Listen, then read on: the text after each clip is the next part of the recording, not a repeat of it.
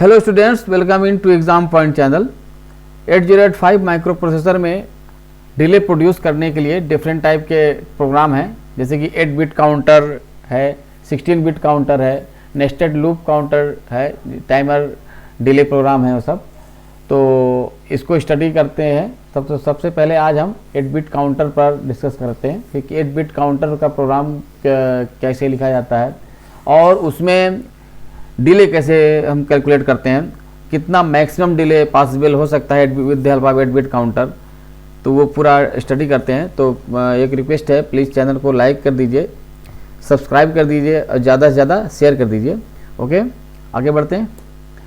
सबसे पहले delay calculate करने के लिए हमको जो उस प्रोग्राम में जो इंस्ट्रक्शंस यूज हो रहे हैं वो कितने टाइम कंज्यूम करेगा ये जानना बहुत ज़रूरी है। और जो टाइम होता है वो टी के टर्म में होगा, टी स्टेट्स। टी क्या है? जो क्लॉक पल्स यूज होगी 8085 माइक्रो प्रोसेसर में, वो क्लॉक पल्स का टाइम पीरियड कितना है वही टी है। यहाँ पर 8085 के जो क्लॉक फ्रिक्वेंसी होती है वो 2 मेगाहर्ट्ज से लेकर के 5 मेगाहर्ट्ज तक है।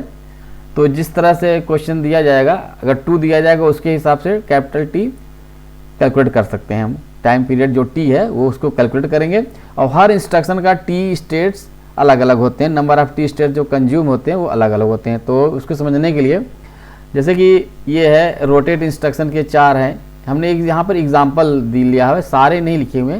तो एक आइडिया लग जाएगा आपको कि इस तरह का अगर इंस्ट्रक्शन यूज हुआ तो कितने टाइम कंज्यूम होगा, कितने टी स्टेट्स ये कंज्यूम करेगा। जैसे तरह की ये इसे DCRR है, डिक्रीमेंट का इंस्ट्रक्शन है, डिक्रीमेंट बाई 1, ये रजिस्टर एड्रेसिंग मोड है। तो इन सब में जितने एग्जांपल यहाँ दिए हुए हैं सब में ये सिंपल इंस्ट्रक्शन है जो कि रजिस्टर एड्रेसिंग मोड है। और दूसरी जो खास बात है कि इसमें इमीडिएट डेटा नहीं यूज हुआ है, ठीक है, ना तो 8 बिट का यूज हुआ ना तो 16 बिट का यूज हुआ है। तो इस तरह के जो इंस्ट्रक्शन है वो सारे इंस्ट्रक्शन 4T टाइम कंज्यूम करते हैं, 4T स्टेट्स कंज्यूम करते हैं। इसको रन हो, जब ये एग्जीक्यूट होगा कोई भी एक इंस्ट्रक्शन, इसमें से कोई भी एक इंस्ट्रक्शन जब एग्जीक्यूट होगा तो 4T टाइम कंज्यूम करेगा। आगे बढ़ते हैं, जैसे कि DCXB है। अब यहाँ पर ये 16 बिट ऑपरेटेड इंस्ट्रक्शन है कि इसमें जो ऑपरेशन होगा डिक्रीमेंट का, इसमें रजिस्टर पेयर हो जाएगा। BC रजिस्टर पेयर में 1 का ये डिक्रीमेंट करता है, इसी तरह से इसमें HL रजिस्टर पेयर में 1 का डिक्रीमेंट करेगा। तो X लगा है, जहाँ भी जिस इंस्ट्रक्शन में 8085 में X लगा है तो वो 16 बिट है, 16 बिट रिलेटेड ऑपरेशन होता है वहाँ पर। अब यहाँ पर BC रजिस्टर पेयर है, लिखा जाता है B। इसको डिटेल में बताया गया है पिछले वीडियो में, आप वहाँ पर जाकर देख सकते हैं कि किस तरह से इंस्ट्रक्शन रन करते हैं। तो यहाँ पर इसका डिस्कस नहीं करेंगे हम। तो ये इस तरह के जिसमें 16 बिट रिलेटेड ऑपरेशन हो लेकिन इमीडिएट डेटा नहीं हो, यहाँ पर इमीडिएट डेटा नहीं है, तो उस केस में जो टाइम कंजप्शन होगा वो 6T हो जाएगा। ओके, आगे MVI। अब यहाँ पर इमीडिएट एड्रेसिंग है और 8 बिट डेटा यूज हुआ है, इमीडिएट 8 बिट डेटा यूज हुआ है, तो इसमें टाइम ज़्यादा कंज्यूम होगा और वो हो जाएगा 70। इसे MVI होगा, ANI होगा, ORI हो गया, इसी तरह से इसी से रिलेटेड सारे होंगे वो 70। Each instruction will consume 70 states. अब LXI-H है, ये भी इमीडिएट एड्रेसिंग है लेकिन यहाँ पर 16 बिट डेटा है, यहाँ पर 16 बिट डेटा है जबकि यहाँ पर 8 बिट डेटा था, तो टाइम कंजप्शन सिंपली ज़्यादा होगा ही होगा। और यहाँ पर X भी लगा है, यानी HL रजिस्टर पेयर से रिलेटेड ये इंस्ट्रक्शन है। तो 16 बिट डेटा भी है और रजिस्टर पेयर भी यूज हो रहा है, तो यहाँ पर जो टाइम कंज्यूम होगा वो 10T हो जाएगा।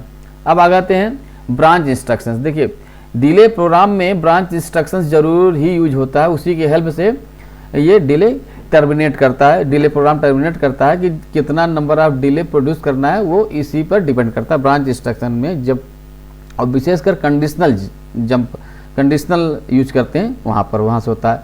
अब इसमें 2 कैटेगरी होती है, अनकंडीशनल और कंडीशनल। अनकंडीशनल में जैसे कोई भी कंडीशन नहीं दी जाती, सीधे प्रोग्राम जंप कर जाता है टू नेक्स्ट एड्रेस पर। जैसे एग्जांपल है GMP 16 बिट।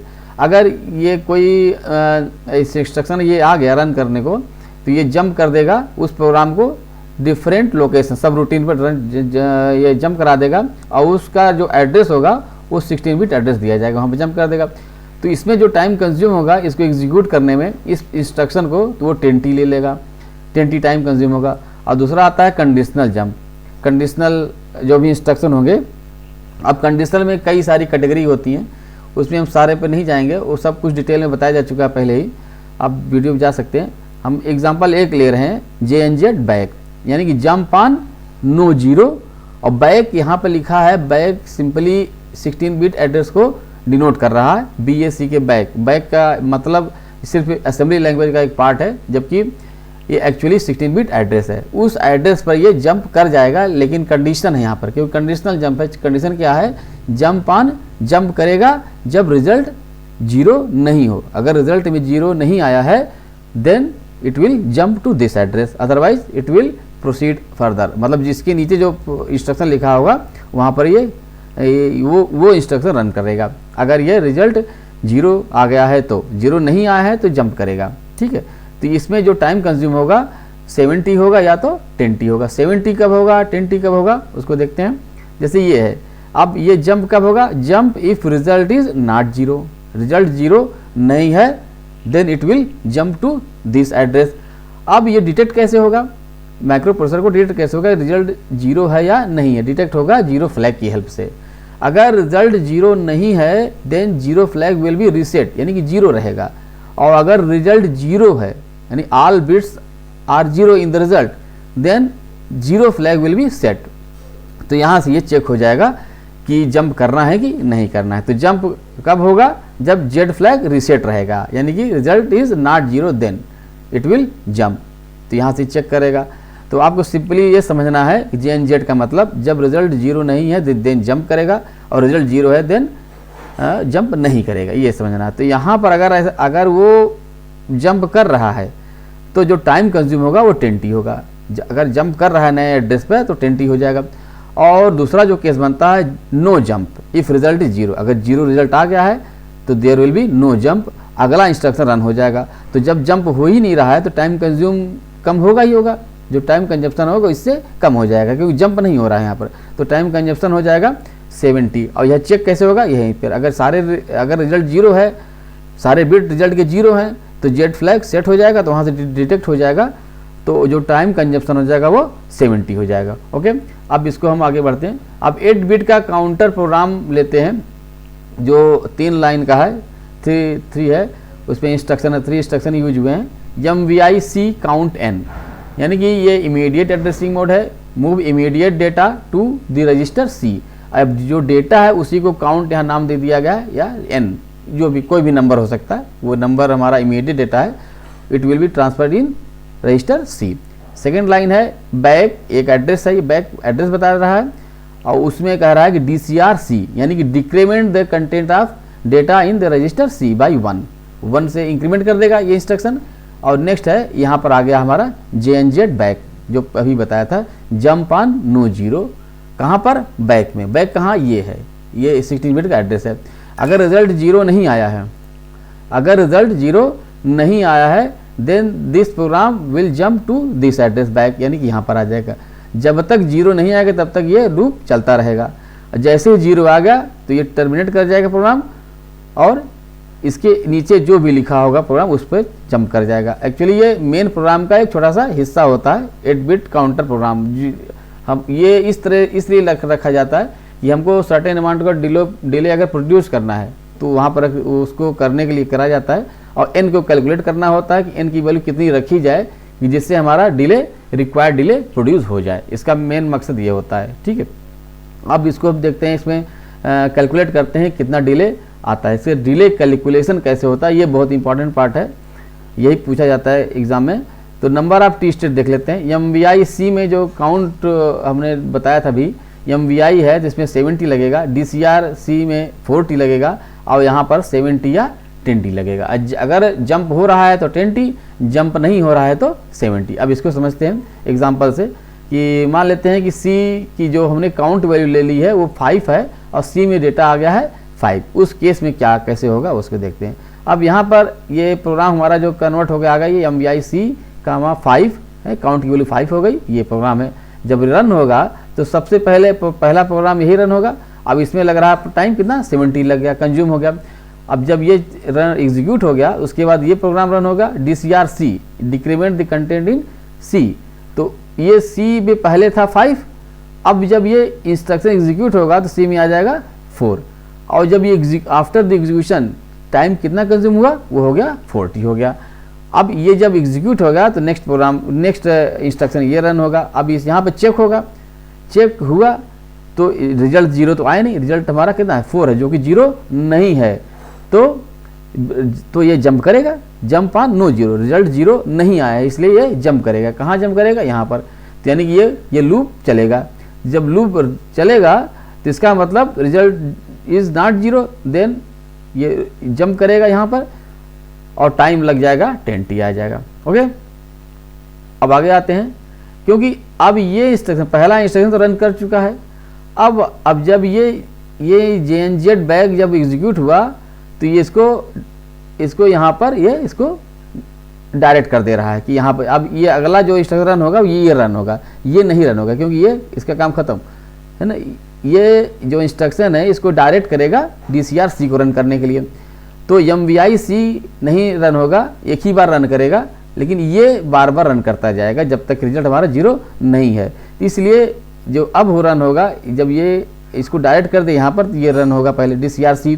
अब C में पहले थी 4 वैल्यू, अब आ जाएगी 3 है ना, डिक्रीमेंट बाई 1। C में 3 हो गया और टाइम कंज्यूम हो गया 4t इसको रन करने में। फिर JNZ अब रिजल्ट अभी भी 0 नहीं आया है तो जंप होगा, फिर वहीं पे जंप करेगा और टाइम लग जाएगा 10t। तो ये प्रोसीजर आगे फिर बढ़ेगा। DCR-C हो गया कि डिक्रीमेंट हुआ, 3 से आ गया 2 और टाइम लगा 4t। फिर ये डिटेक्ट होगा कि जंप हुआ कि नहीं हुआ, तो जंप करना ही करना है, रिजल्ट क्योंकि 0 नहीं आया है तो जंप होगा और टाइम लग जाएगा 10t फिर से। अब फिर DCR-C होगा, C पहले था 2 अब हो जाएगा 1, डिक्रीमेंट करने के बाद 4t लगेगा। फिर अभी रिजल्ट 0 नहीं आया है तो अभी भी है, फिर जंप करेगा, अब 10t यहाँ लग जाएगा। इसके बाद फिर से DCR-C 1 से अब क्या हो जाएगा 0 हो जाएगा। अब रिजल्ट हमारा 0 आ गया है और टाइम जब ये एग्जीक्यूट है तो 40 तो लगेगा ही लगा। अब JNZ बैक अब जंप होगा कि नहीं होगा, क्योंकि रिजल्ट 0 आ चुका है तो यानी कि ये जंप नहीं करेगा। तो ये अब जो पहले इसके पहले वाले में वापस जाता था बैक में, लेकिन अब ये बैक में नहीं जाएगा क्योंकि रिजल्ट 0 आ चुका है। अब अगला जो इंस्ट्रक्शन होगा इसके नीचे जो लिखा होगा वो रन करेगा, यानी कि प्रोग्राम आगे बढ़ेगा। अभी तक प्रोग्राम इसी में चलता रहा था। जब ये टर्मिनेट, अब ये प्रोग्राम क्या होगा, यहाँ ये जो 8 बिट काउंटर का प्रोग्राम ये टर्मिनेट हो गया, अगला वाला जो भी इंस्ट्रक्शन होगा वो रन करेगा। तो यहाँ पर जो टाइम लगेगा कंज्यूम वो हो जाएगा 70। आखिरी वाले में 70 लगेगा और जब लूप चल रहा है तो 10t लग रहा है। तो अब यहाँ ध्यान देना है कि लूप कितनी बार चला हमारा, 1 2 3 और 4, और जबकि n की वैल्यू थी 5, यानी कि 5 - 1 = 4 टाइम्स कंप्लीट लूप चला, जिसमें कि JNZ बैग का जो टाइम कंज्यूम हो रहा था वो 10t हो रहा था। यानी कि हम इसको समझ सकते हैं कि जो लूप का नंबर होगा वो n-1 होगा। अगर हमारी काउंट की वैल्यू n है, उसके टर्म में देखें तो लूप कितनी बार चलेगा, n-1 टाइम लूप चलेगा। और n-1 टाइम जब लूप चला तो हर लूप में टाइम कितना लग रहा है, 4t + 10t, 4t + 10t, हर लूप में यही लग रहा है, 4t + 10t लग रहा है। आखिरी वाला जो है लूप जो कि हाफ लूप है ना, ये कंप्लीट लूप है, चार तो कंप्लीट लूप है, लेकिन जो आखिरी का जो लूप है हाफ लूप है उसमें कितना लग रहा है, 4t + 7t लग रहा है, बाकी में 4t + 10t। तो अब यहाँ पर हम टोटल टाइम एग्जीक्यूट में करने में कितना कंज्यूम हुआ, पूरा प्रोग्राम रन करने में कितना टाइम कंज्यूम हुआ वो कैलकुलेट करेंगे। तो वो t हो गया। तो पहले तो ये फर्स्ट इंस्ट्रक्शन रन होगा तो वो लगा के 70, उसके बाद n-1 टाइम्स लूप चलेगा और हर बार लूप में 4t + 10t 4t + 10t हो रहा है, इसलिए n-1 × 4t + 10t हो गया। अब आखिरी जो लूप है उसमें 4t + 70 रहेगा। तो ये हमारा होगा। अब इसी को हम आगे बढ़ते हैं कैलकुलेट करने के लिए। ये हमारा आ गया। अब इसको कैलकुलेट करेंगे सिंपल सा इसका मेथड 70 + n-1 इसको मल्टीप्लाई कर देंगे और ये हो जाएगा 14t और इधर हो जाएगा 11t हो जाएगा, है ना। अब t हमने बाहर कर लिया तो 7 + 14n - 14 + 11, इसको सिंप्लीफाई करेंगे तो ये हमारा आ जाएगा 14n + 4 × T। ये t हमारा क्या टाइम पीरियड है। अब मान लेते हैं कि n की वैल्यू 5 है हमारी, तो t = हो जाएगा 14 × 5 70 + 4 70/40 हो गया। अब एग्जांपल लेते हैं कि if operating frequency of 8085 microprocessor is 2 megahertz है, यानी कि जो इसकी फ्रिक्वेंसी है ऑपरेटिंग फ्रिक्वेंसी 2 मेगाहर्ट्ज है, तो टाइम पीरियड हमारा हो जाएगा t = 1/f से कैलकुलेट करेंगे तो ये आ जाएगा 0.5 माइक्रो सेकंड आ जाएगा। अब ये वैल्यू यहाँ पुट करेंगे तो हमको जो टाइम कंज्यूम हो रहा था वो कैलकुलेट हो जाएगा, होके आ जाएगा 37 माइक्रो सेकंड। यानी कि अगर हम n की वैल्यू 5 रखें और ऑपरेटिंग फ्रिक्वेंसी 2 मेगाहर्ट्ज मान लें तो ये प्रोग्राम जब तक रन होगा वो टाइम जो कंज्यूम होगा वो हो जाएगा 37 माइक्रो सेकंड। यानी कि अगर हमको 37 माइक्रो सेकंड का डिले चाहिए तो we have to put n = 5 यहाँ रखना होगा, तो ये हमको ये डिले मिल जाएगा। अब कैलकुलेट करते हैं कि इसी प्रोग्राम से 8 बिट काउंटर डिले प्रोग्राम से कितना मैक्सिमम डिले पॉसिबल हो सकता है, कितना मैक्सिमम डिले हम यहाँ फाइंड कर सकते हैं, मतलब अचीव कर सकते हैं। अब वो डिपेंड करता है ये, क्योंकि फार्मूले में एक तो कैपिटल T है और दूसरा n है जो कि वेरिएबल है। अगर हमारा माइक्रो प्रोसेसर में जो दिया हुआ है फ्रिक्वेंसी वो फिक्स होगी, वो दे दिया है, तो उसको हम चेंज कर नहीं सकते, तो हमारे पास सिर्फ चेंज करने के पास क्या है, सिर्फ n है। n की वैल्यू को हम चेंज कर सकते हैं। कितना चेंज कर सकते हैं मैक्सिमम, n की वैल्यू कितनी रख सकते हैं मैक्सिमम, वही रख सकते हैं, क्योंकि हमको n को सेव करना है C में।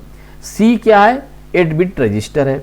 8 बिट रजिस्टर में हम मैक्सिमम कितना डेटा कर सकते हैं सेव, सारे 8 बिट में 1 1 1 1 कर सकते हैं हम, सारे में 1 1 यही तो कर सकते हैं। तो जो डेटा होगा 8 बिट में मैक्सिमम डेटा कितना हो जाएगा, FF है ना, FF होता है 8 बिट को। अगर हम कैलकुलेट करें 1 1 1 1 4 बार तो F हो जाएगा, फिर अगला 4 वो भी F हो जाएगा, यानी कि FF में हेक्साडेसिमल में FF हो जाएगा। इसी को डेसिमल में कन्वर्ट करेंगे तो ये आता है 255, इतना n की वैल्यू हो जाएगी। अब इसी को हम पुट करेंगे इस फार्मूले में, 14 × 255 + 4 × 0.5 माइक्रो सेकेंड। हम ये मान चुके हैं पहले से ही कि इसकी ऑपरेटिंग फ्रिक्वेंसी 2 मेगाहर्ट्ज है 8085 की। अगर 2 नहीं है 5 है क्वेश्चन में दिया गया है तो उसके हिसाब से कैपिटल T कैलकुलेट करने। अगर 5 मेगाहर्ट्ज है तो वहाँ से आ जाएगा 1/f करके, तो 0.2 माइक्रो सेकंड आएगा, तब यहाँ पर हम 0.2 माइक्रो सेकंड यूज करेंगे तो वो और भी कम हो जाएगा।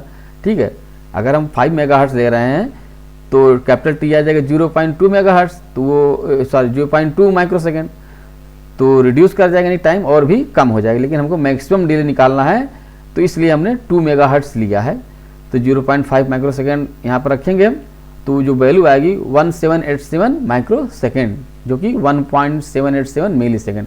यानी कि इस प्रोग्राम से हम मैक्सिमम 1.787 मिली सेकेंड का डिले अचीव कर सकते हैं। अब इससे रिलेटेड हम न्यूमेरिकल या जैसे कि हम एग्जांपल दे देते हैं कि इतने 1 मिली सेकेंड का डिले प्रोड्यूस करना है, तो कि then find the value of n, कितनी n की वैल्यू होनी चाहिए वो निकालेंगे नेक्स्ट प्रोग्राम में, नेक्स्ट वीडियो में इसको करेंगे। तो अभी वीडियो को एंड करते हैं। प्लीज़ चैनल को लाइक कर दीजिए, सब्सक्राइब कर दीजिए और ज़्यादा से ज़्यादा शेयर कर दीजिए। Okay, thank you.